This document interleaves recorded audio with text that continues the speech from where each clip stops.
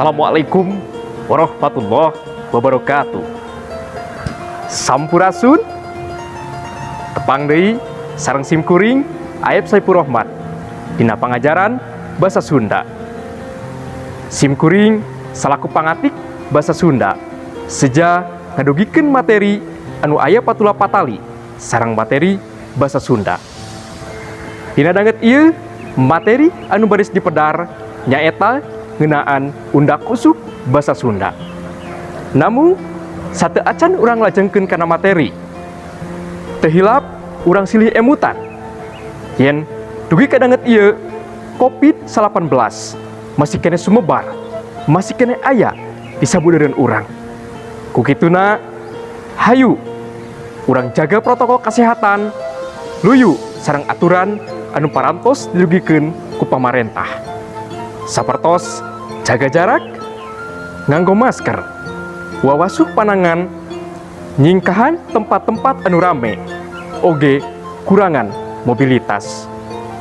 Sakitu kanggo bubuka dina pangajaran dinten ayeuna, hatur nuhun.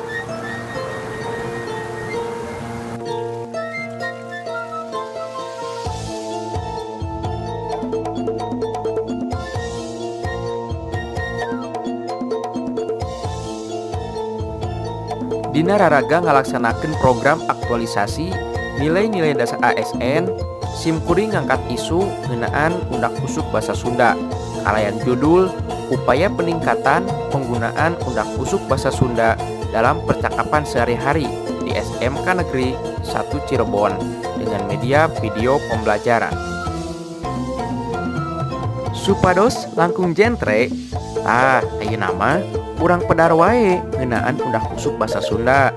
Aya sababaraha hal anu baris didugikeun, nyaeta aya wangenan undak usuk basa Sunda, aya sajarah undak usuk basa Sunda, aya wangun undak usuk basa Sunda, aya wanda undak usuk basa Sunda, sarta contoh undak usuk basa Sunda atawa kumaha carana ngalarapkeun undak usuk basa Sunda.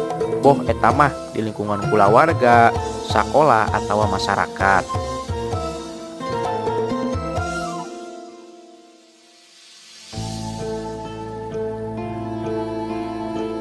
Tah ayeuna urang pedar ngeunaan sajarah undak usuk basa Sunda.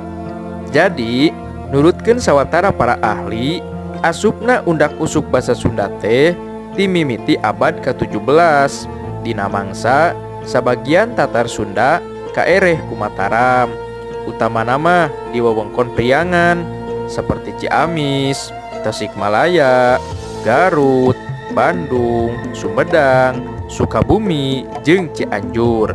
Tah, jadi undak usuk basa Sunda mah memang lain asli banda budaya Sunda, tapi kapangaruhan ku budaya Mataram. Sabada Mataram ngajajah Tatar Sunda. Salajengna urang pedar ngeunaan wangenan undak usuk basa Sunda. Tah, jadi sameme urang guar leuwih jero ngeunaan undak usuk basa Sunda, tah ayeuna kudu apal heula naon nu disebut wangenan undak usuk basa Sunda atawa harti undak usuk basa Sunda. Tah, jadi anu disebut undak usuk basa Sunda teh nyaeta panta-pantana basa, dipakena diluyukeun jeung kaayaan umur, kalungguhan, serta situasi nu nyarita jeung nu diajak nyarita, katut nu dicaritakeunana. Atawa bisa disebut oge yen undak usuk basa teh nyaeta mangrupa aturan atawa tata krama nyarita dina basa Sunda sangkan caritaanana bisa merenah. Tah, ayeuna urang pedar ngeunaan wangun undak usuk basa Sunda. Tah, jadi wangun undak usuk basa Sunda teh dipasing-pasing deui atawa dibagi-bagi deui jadi sababaraha bagian. Nya di antarana aya basa kasar, basa sedeng, basa lemes pisan, basa kasar pisan, jeung basa panengah. Nu kahiji aya nu disebut basa kasar atawa disebut oge basa loma. Tah, ieu mah digunakeun keur sasama atawa kababaturan nu geus loma. Lian ti eta sok dipake oge pikeun nyarita ka jalma nu sahandapeun kalungguhanana, pangkatna, umurna, atawa pikeun nyaritakeun jalma nu sahandapeun, upama nu dicaritakeunana teh sahandapeun nu diajak nyaritana. Tah geura ayeuna mah urang tengetan wae contona. Nu kahiji, ceuli kuring beureum henteu dud, katorekan euy, ceuk dadan ka Dudi. Tah dina contoh nu kahiji aya kecap ceuli. Tah ari kecap ceuli teh nyaeta kaasup basa kasar. Teras nu kadua, basa poe Senen kuring teu sakola lantaran gering, ceuk Dudi ka Dadan. Tah dina contoh nu kadua aya kecap poe. Tah ari kecap poe teh nyaeta kaasup basa kasar. Anu kadua disebut basa sedeng atawa sok disebut oge basa lemes keur kasorangan, nyaeta basa anu dilarapkeun keur kasorangan, upama nyarita ku basa lemes atawa pikeun nyaritakeun sasama kasaluhureun. Lianti eta basa sedeng oge sok dipake nyarita jeung jalma nu can wanoh atawa loma lamun nu ngajak nyaritana ngagunakeun basa lemes. Tah ayeuna mah urang tengetan wae contona. Anu kahiji, abdi teh kamari henteu ngiring rapat, margi seueur padamelan di dorompok, ceuk Dudi ka Pak Asep. Tah dina contoh nomor hiji aya kecap margi. Tah ieu kecap margi teh kaasup kana basa sedeng atawa basa lemes keur kasorangan. Terus nu kadua, abdi mah teu acan gaduh buku tata basa Sunda teh, rini anu tus gaduheun mah ceuk Dadan ka Pamaman. Tah dina contoh nomor 2 aya kecap gaduh. Tah ieu kecap gaduh teh kaasup basa sedeng atau basa lemes keur kasorangan. Anu katilu disebut basa lemes atawa sok biasa disebut oge basa lemes keur kabatur. Tah ieu mah dilarapkeun pikeun nyarita ka anu saluhureun jeung pikeun nyaritakeun nu saluhureun, boh pangkatna, boh kalungguhanana, boh umurna. Basa lemes oge sok dipake ka jalma nu can wanoh atawa loma. Contona sapertos kieu. Nomor hiji, bulia oge saurna mah wengi Senen teh bade ka bumi ibu, ceuk rini ka bulia. Tah dina contoh nomor hiji aya kecap wengi. Tah ieu kecap wengi teh kaasup kana basa lemes. Teras contoh nu kadua, Butati nuju ngadangukeun radio waktos abdi dongkap, ceuk bulia ka Bu Euis. Tah di dieu aya kecap ngadangukeun anu kaasup kana basa lemes. Anu kaopat aya nu disebut basa lemes pisan. Tah ieu mah dipake pikeun ngahormat jeung ngajenan ka jalma nu pangkat jeung kalungguhanana dipandang luhur pisan atawa tingkat pangagung. Contona sapertos kieu, aya wartos Bapak Gubernur bade rawuh ka dieu, ceuk Dudi ka bulia. Tah di dieu aya kecap rawuh nya. Tah janten kecap rawuh teh kaasup kana basa lemes pisan. Tah teras contoh nu kadua, tah eta pawakil presiden teh anu linggih kiwaeun Pak Gubernur. Tah dina contoh nu kadua aya kecap linggih. Tah kecap linggih teh kaasup kana basa lemes pisan. Nu kalima aya nu disebut basa kasar pisan atawa sok disebut oge basa cohag. Tah ieu mah sok dipake ku nu keur ambek atawa nu keur pasea, pikeun maksud ngahina atawa ngece. Tapi umumna mah basa kasar pisan teh sok dilarapkeun ka jalma bakal karasa pisan kasarna jeung garihalna. Contona sapertos kieu, ngajedog di mana bae atuh, tilu poe teu balik ka imah. Tah dina contoh nu kahiji aya kecap ngajedog. Tah di ngajedog teh kaasup kana basa kasar pisan. Teras contoh nu kadua, geus dibere nyatu ucing teh, ceuk Dadan ka adina. Tah dina contoh nomor 2 aya kecap nyatu. Tah ari kecap nyatu mah biasana sok dilarapkeun kasasatoan nya lain ka jelema. Teras contoh nomor 3, wirang aing mah keok ku budak leutik ceuk Dudi moyokan dadan. Nah dina contoh nomor 3 aya kecap keok. Kecap keok teh kaasup kana basa kasar pisan. Muka genep disebut basa panengah. Tah ieu mah dipake pikeun nyarita ka jalma nu sahandapeun pangkat jeung kalungguhanana, tapi umurna mah saluhureun. Dipake oge pikeun nyarita kanulian, upama nu diajak nyaritana teh ngagunakeun basa lemes, tur dicaritakeunana sahandapeun pangkat jeung kalungguhanana, tapi saluhureun umurna mah, upama dibandingkeun jeung nu nyarita katut nu diajak nyaritana. Ieu basa panengah teh kalungguhanana aya di sahandapeun basa lemes, tapi di saluhureun basa kasar. Contona sapertos kieu, geura dahar mang ceuk pakepala sakola ka Mang Udin. Tah kecap dahar di dieu mah kaasup basa panengah nya, jadi di antara basa lemes jeung basa kasarnya di tengah-tengah. Salajengna urang pedar ngeunaan wanda undak usuk basa Sunda. Tah jadi undak usuk basa Sunda oge aya wandana. Aya nu disebut wanda kahiji, wanda kadua, jeung wanda katilu. Tah aya mah urang guar heula tina wanda kahiji anu basa kasar, basa sedeng jeung basa lemesna teu sarua. Contona tina kecap balik. Tah ari balik teh nyaeta kaasup basa kasar. Contoh kalimahna, mun maraneh rek balik ayeuna bareng we, da kuring ge rek balik ayeuna ceuk Dudi ka babaturanana. Terus aya basa keur sorangan tina kecap wangsul, abdi mah bade ayeuna wangsul teh ceuk dina ka Bu Euis. Teras basa lemesna tina kecap mulih, mulih di mana ibu? Pak Asep nanya ka Bu Euis. Wangsul tidinya di koperasi tembal Bu Euis. Tah ieu masih dina contoh undak musuk basa wanda kahiji. Contona tina kecap datang. Tah ari datang teh nyaeta kaasup basa kasar. Contoh kalimahna, kuring teh karek datang ti Sumedang ceuk dadan ka Dudi. Teras basa keur soranganana tina kecap dongkap. Abdi teh nembe dongkap ti Sumedang ceuk dadan ka Bulia. Basa lemesna tina kecap sumping. Bulia teh nembe sumping ti Ciamis ceuk pamaman ka Bu Tati. Teras contoh anu salajengna tina kecap dahar. Tai dahar teh kaasup basa kasar.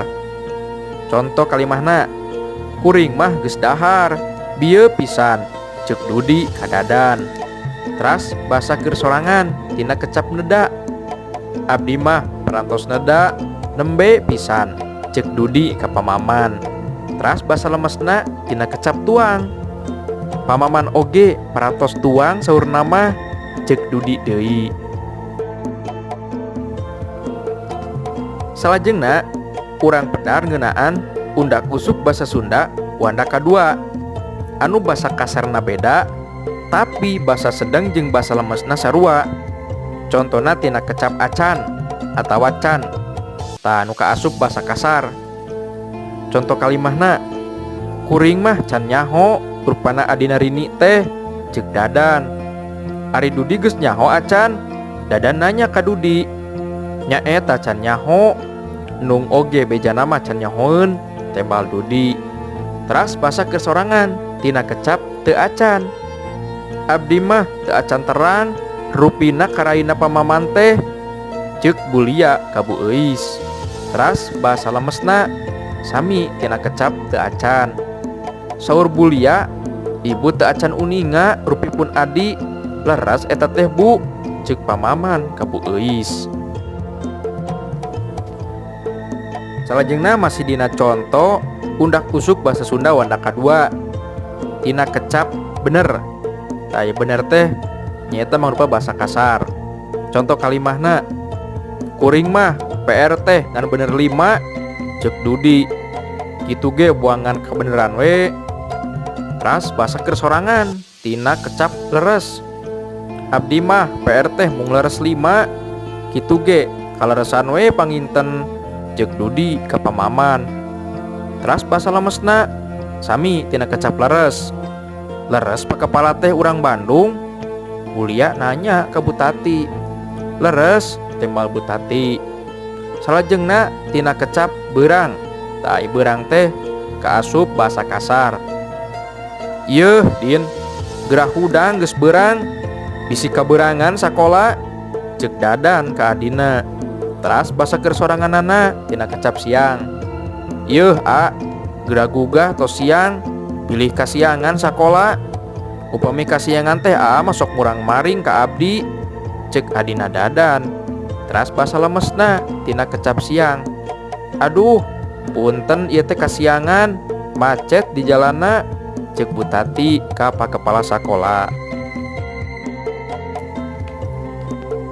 Salajengna urang pedar ngeunaan undak usuk basa Sunda wanda katilu, anu basa kasarna jeung basa sedengna sarua, tapi basa lemesna beda. Contona tina kecap adi, tah ari adi teh kaasup basa kasar. Contoh kalimahna, adi kuring mah ayeuna teh kelas 1 sarua jeung adina Rini, ceuk Dudi ka Dadan. Ari adi maneh kelas sabaraha Dan? Teras basa keur sorangan sami ieu oge tina kecap adi. Pun adi ayeuna teh kelas 1 sami sareng adina Rini, ceuk Dudi ka Pak Asep. Teras basa lemesna tina kecap rai. Dupi tuang rai kelas sabaraha ayeuna teh, ceuk Pak Asep ka Butati. Salajengna masih dina contoh undak usuk basa Sunda wanda katilu. Contona tina kecap baca, tah ari baca teh kaasup basa kasar. Contoh kalimahna, maneh geus maca novel Perang Bubat? Dudi nanya ka Dadan. Geus, tapi can kabaca kabeh, tembal Dadan. Teras basa keur sorangan sami tina kecap baca.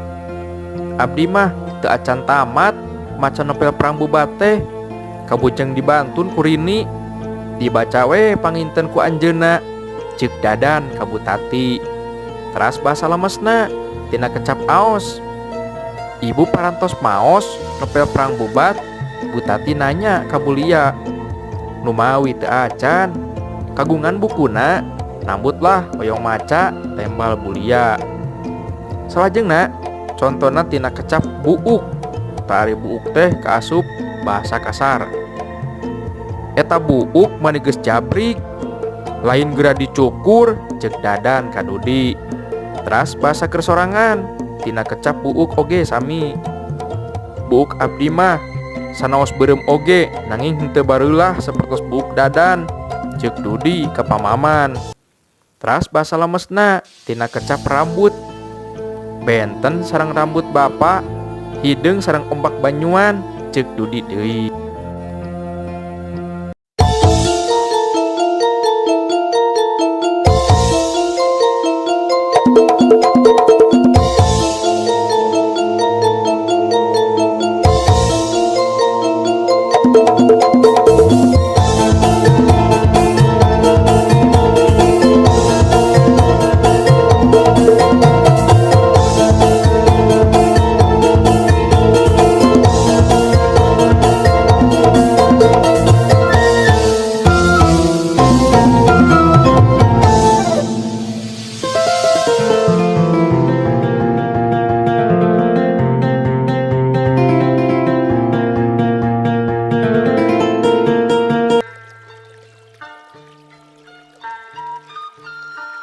Assalamualaikum.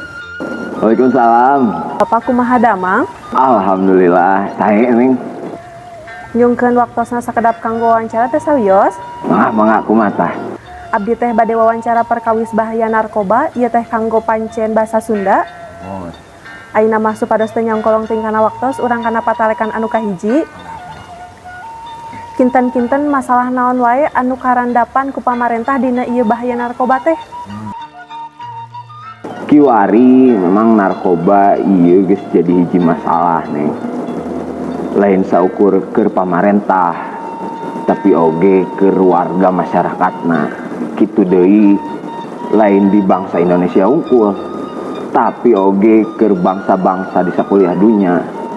Ari cukang lantaran nama nyapuguh teh meureunnan dari narkoba teh ngaruksak sifatna kapan boh jiwana boh ragana kitu meureunnan neng, utamana mah komo takdir barudak ngora.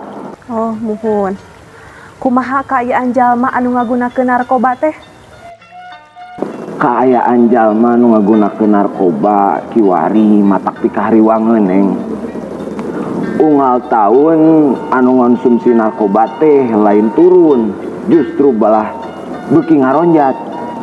Ieu pisan jigana anu bakal jadi gawe badag keur pamarentah mah neng. Muhun. Salajengna naon wae anu karandapan ku jalma anu ngagunakeun narkoba? Jalma anu ngonsumsi narkoba tinang tu loba pisan masalah-masalahna. Contohna wae anu sok make jarum suntik.